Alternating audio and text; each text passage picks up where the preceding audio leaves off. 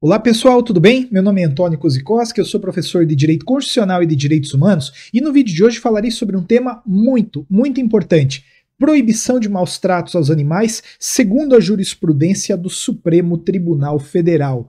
Olha, não se iluda, tem muita coisa para ser abordada dentro deste tópico. Falarei no vídeo de hoje sobre eficácia da norma constitucional que proíbe os maus tratos, leis municipais que proíbem fogos com efeitos sonoros ruidosos, caça esportiva, científica e caça de controle, rodeio, vaquejada, farra do boi, laço, briga de galo, sacrifício de animais em cultos religiosos e outros temas a mais.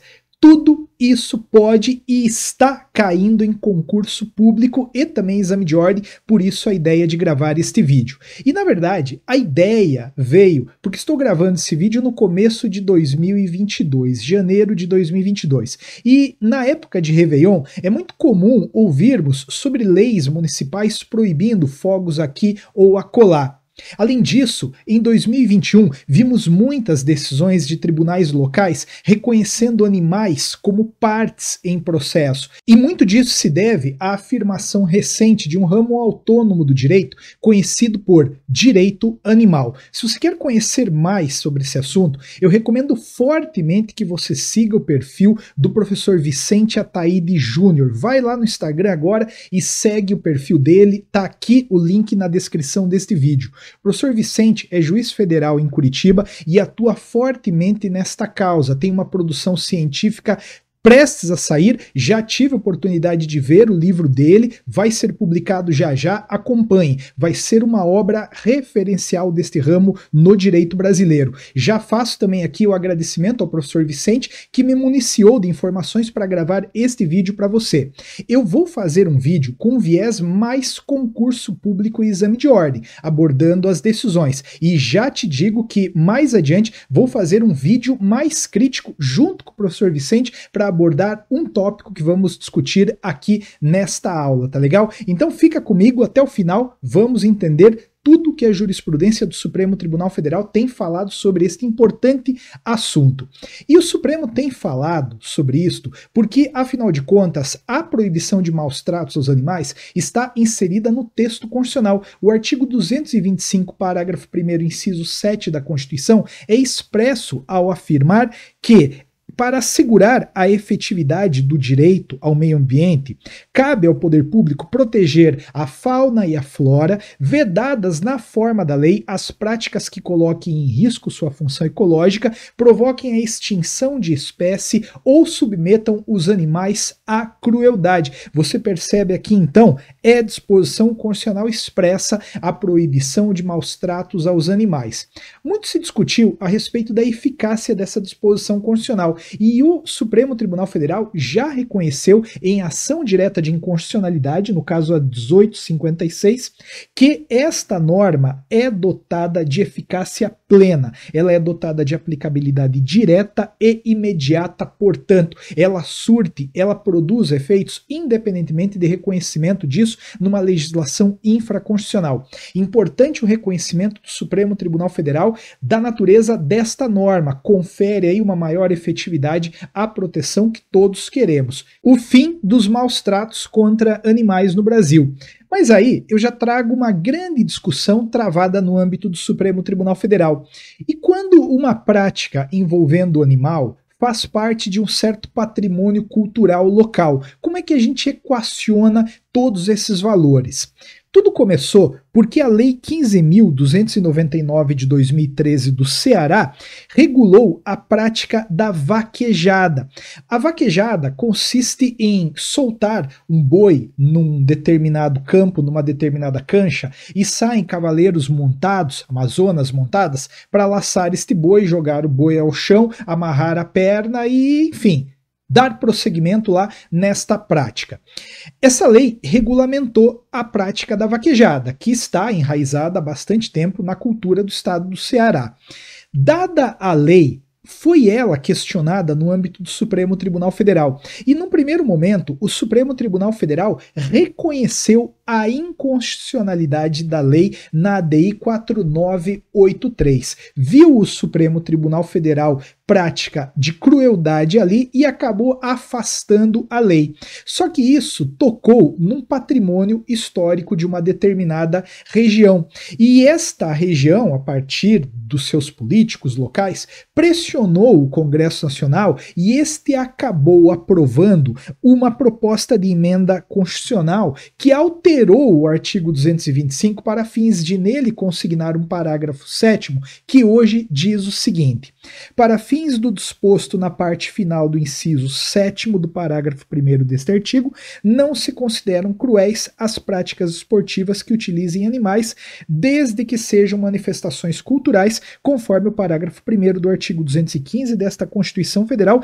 registradas como bem de natureza imaterial, integrantes do patrimônio cultural brasileiro, devendo ser regulamentadas por lei específica que assegure o bem-estar dos animais envolvidos. Isso está no texto constitucional hoje, foi incluído pela emenda constitucional 96 de 2017. Quer dizer então que com isso a vaquejada que havia sido proibida foi reconstitucionalizada, não há mais proibição para ela. Mas aqui eu quero fazer um adendo e faço justamente a partir de uma conversa que tive com o professor Vicente. Vou, já lhe adianto, gravar um vídeo específico sobre isso com o professor Vicente, que é a maior autoridade para mim no Brasil. Eu estou trabalhando com uma abordagem mais para concurso público. A partir desta abordagem, a gente pode sustentar que a vaquejada é constitucional. Afinal de contas, a lei que a autoriza não é mais inconstitucional. Não é a mesma lei. Já vou explicar melhor esse ponto para você. Mas apesar disso, ainda existem excelentes argumentos, e fica aqui a minha ressalva a entendimento contrário, especialmente você que eventualmente é do Ceará. Há interessantes argumentos, importantes argumentos, fortíssimos argumentos para declarar a inconstitucionalidade desta prática. Para falar sobre isso, vou dedicar outro vídeo com o professor Vicente. Hoje eu quero apenas abordar a jurisprudência do Supremo Tribunal Federal tal qual posta, para que você possa responder às provas aí de concursos públicos, né? E exame de ordem também. Hoje, pessoal, existe a lei 13.364 de 2016, com uma redação dada pela lei 13.873 de 2019, que reconhece não só a vaquejada, mas também o rodeio e o laço, bem como as respectivas expressões artísticas e esportivas, como manifestações culturais nacionais. Eleva essas atividades à condição de bens de natureza imaterial integrantes do patrimônio cultural brasileiro e dispõe sobre as modalidades esportivas equestres tradicionais e sobre a proteção ao bem-estar animal. Então, tentando encontrar um ponto de segurança para você que vai fazer concurso público, ainda há uma constitucionalidade da vaquejada, do rodeio e do laço e de outras práticas, porque a lei vai enumerar também montaria, prova de laço, apartação, bulldog e por aí vai. Mas veja só, eu faço essa observação, mais uma vez, para concurso público e exame de ordem. Essa prática da vaquejada ainda é constitucional, mas há sim importantes argumentos que devem ser considerados para, inclusive, sustentar a inconstitucionalidade da própria emenda constitucional. Mas isso vai ficar para um outro vídeo. Até lá, eu também recomendo que você veja no meu canal um vídeo sobre o efeito backlash. O que é o efeito backlash? Vou deixar um card no finalzinho deste vídeo para você. Então, em síntese até agora, o que a gente já viu? Há uma disposição constitucional proibindo maus tratos contra animais, mas há também uma disposição constitucional que não vê maltrato quando a prática está reconhecida como bem imaterial, cultural do Brasil, desde que presentes outros pressupostos. Mas, Antônio, você mencionou rodeio, né? Os rodeios são constitucionais?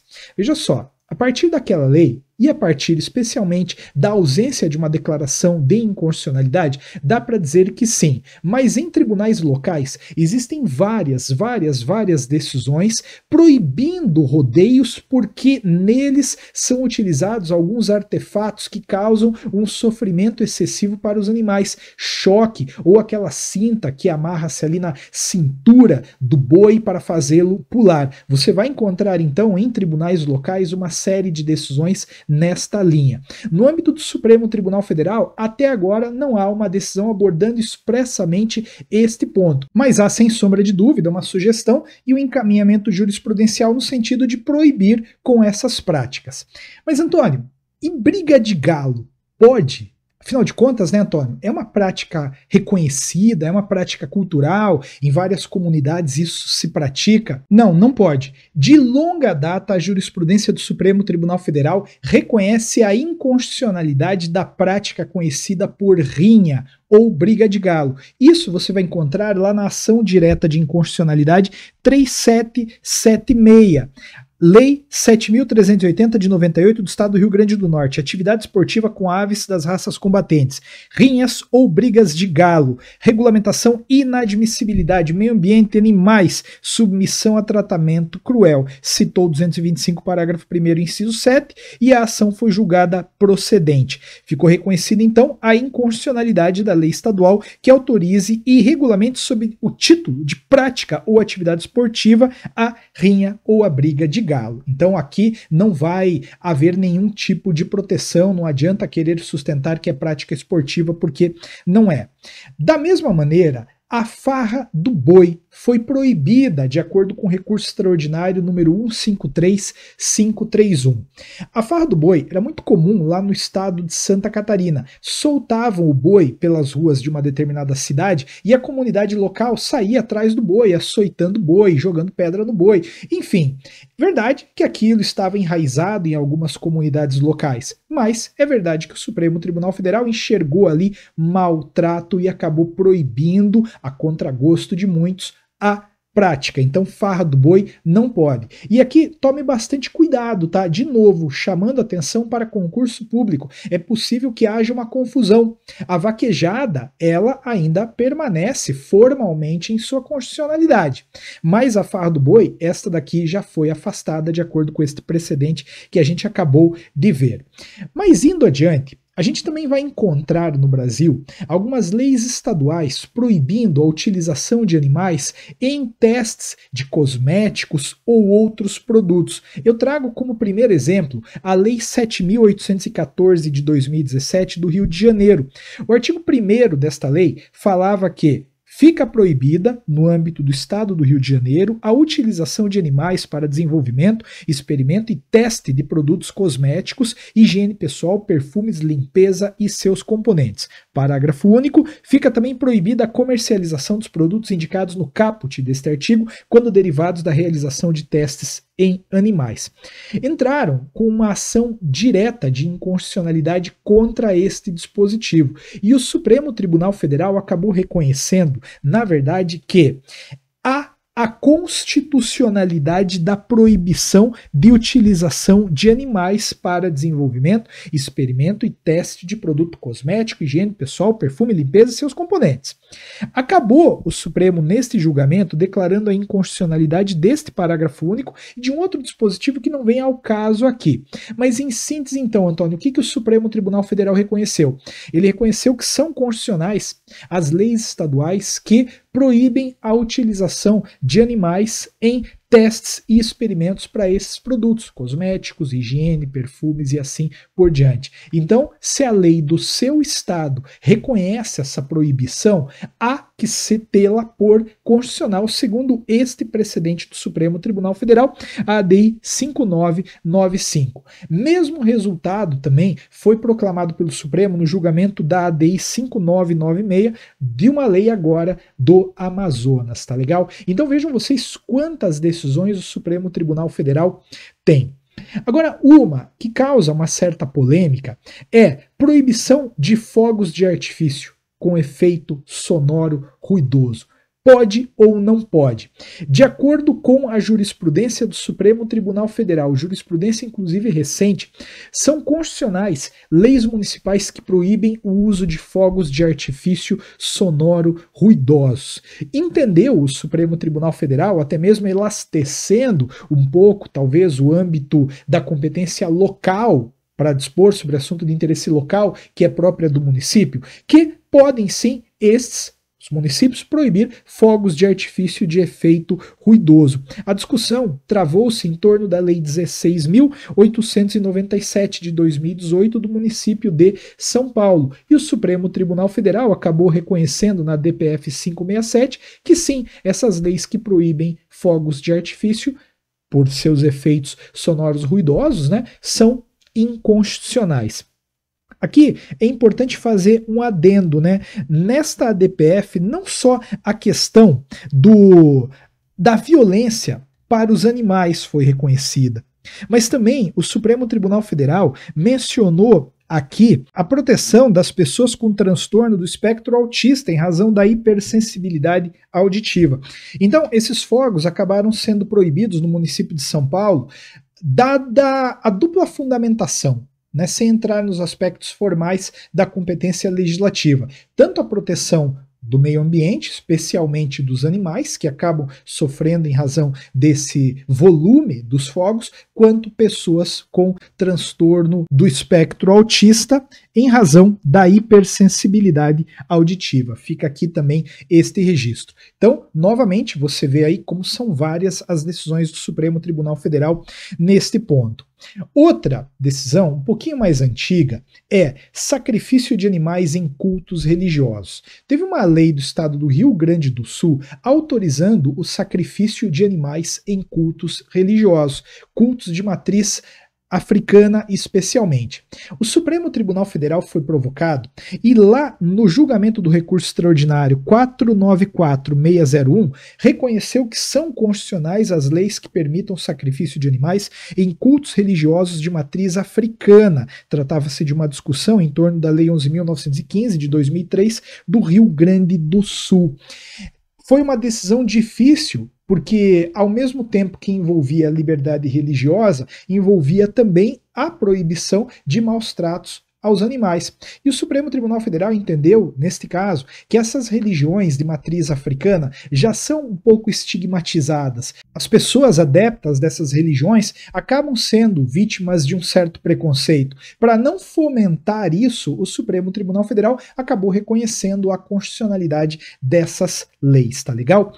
Agora também, atenção, bastante recente é a decisão do Supremo Tribunal Federal que proibiu o abate de animais silvestres ou domésticos apreendidos em situação de maus tratos. Isso está na recentíssima arguição de descumprimento de preceito fundamental 640. O que estava acontecendo? Com base na interpretação de uma lei e de um decreto, estava o poder público sacrificando alguns animais que haviam sido encontrados em situação de maus tratos. O Supremo Tribunal Federal dando aí uma ampla proteção aos animais, efetivando aquilo que está lá no artigo 225, parágrafo 1º, inciso 7º, acabou declarando a inconstitucionalidade desta prática. Então lembrem, esta aqui é bem recente, proibição de abate de animais silvestres ou domésticos apreendidos em situação de maus tratos. Aí, para já me encaminhar para o final do vídeo, eu queria só lembrar que, de acordo com a DPF 5977, são constitucionais as leis estaduais que vedam em absoluto a caça esportiva, mas são inconstitucionais as leis estaduais que vedam totalmente a caça de controle e a caça científica.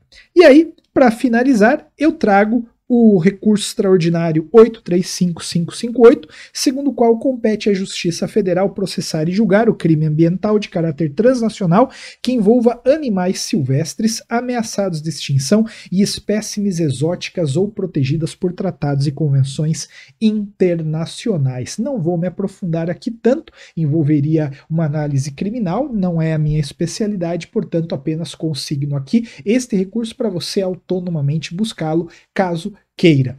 Este foi um vídeo com uma tendência de aparecer em prova de concurso público e exame de ordem daqui para frente. A gente já tem visto uma preocupação das bancas com este assunto. E se você entender tudo o que foi aqui dito, acredite, você está na vanguarda. Anote então as hipóteses nas quais as leis são constitucionais e inconstitucionais. Vá com isso para a prova. você vai se dar bem. Se você não está inscrito no canal, se inscreva, aperta o botãozinho ali, assim você assegura vídeos de direito constitucional toda semana e não perde também o vídeo que eu vou gravar com meu grande amigo, professor Vicente Ataíde Júnior, explorando os aspectos que apontam para a inconstitucionalidade daquela emenda 96 que acrescentou ao artigo 225, parágrafo 7º. Não perca este vídeo, estou ansioso para gravar. Grande abraço, tudo de bom, nos vemos por aí.